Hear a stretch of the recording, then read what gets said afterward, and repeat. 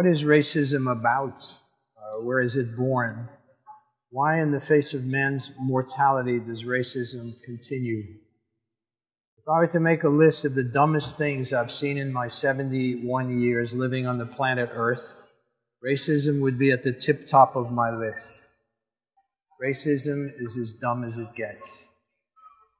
One of the aspects of living in New York City that I love most is that New York City is a place where people don't look at all alike.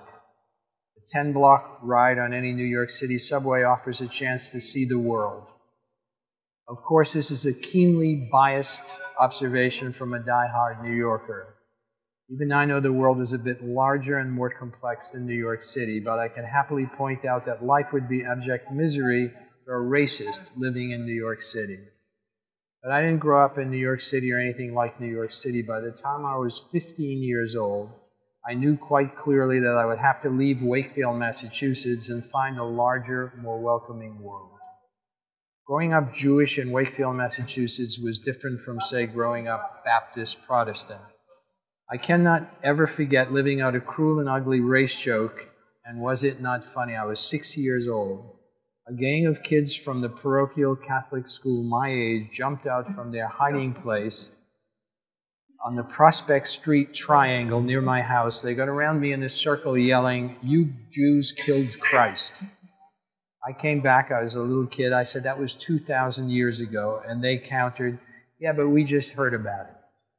On a comedy stage, that story would get laughs. In my young life, it wasn't even a smile. Anti-Semitism was rampant in small-town America after the Second World War. The most ignorant of people felt that the war had been fought only because of Jews, and that American boys, American soldiers, had been killed protecting Jews. A popular theory among anti-Semites was that America should have stayed out of the war and let Hitler have his Jews. As a young boy growing up in Wakefield, Massachusetts, I heard such ideas discussed openly. As a high school kid, I passed out leaflets for my father, who was living out a lifelong dream. He stood for election, hoping to be a town selectman. At age 50, he changed careers from truck driver to lawyer. And running for political office in his beloved Wakefield was a visible sign of my father's newly found self-esteem. Compared to the self-esteem of most men about town in those particular days, my father was deliriously proud of himself. I cannot forget a prominent man of Wakefield, Massachusetts, taking my father's election flyer from me, looking at it, and asking me, "Why are you passing out flyers for the Jew lawyer?" I thought better of punching him, and I hit him instead with the truth. He's my father. I watched his eyes as he considered this particular fact of my particular life and now his. "Bad luck," he said, and he walked away. These are isolated events, but they wound like the fists of angry 6-year-olds. And these are wounds that never fully heal. These are events that are never forgotten. Perhaps my suffering these events could be considered a stroke of good fortune. Frank McCourt, who wrote Angela's Ashes, said of his terrible, terrible childhood, "My life saved my life," meaning without the life he had, he wouldn't have written the book that he wrote. I can certainly remember my father telling me that black people smelled differently from white people. There was one black kid in my school, Johnny, and the first time Johnny came to my house to play, I discreetly sniffed him.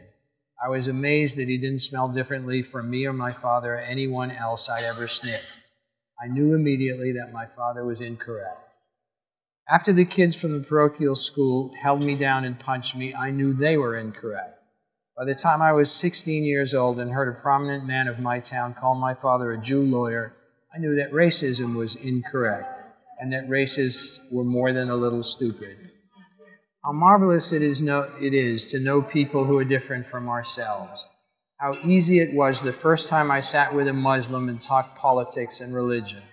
Simple conversation between people of vastly different backgrounds is so interesting, and familiarity so quickly takes all the threats of violence from the equation. So why aren't Israelis and Palestinians sitting together and talking?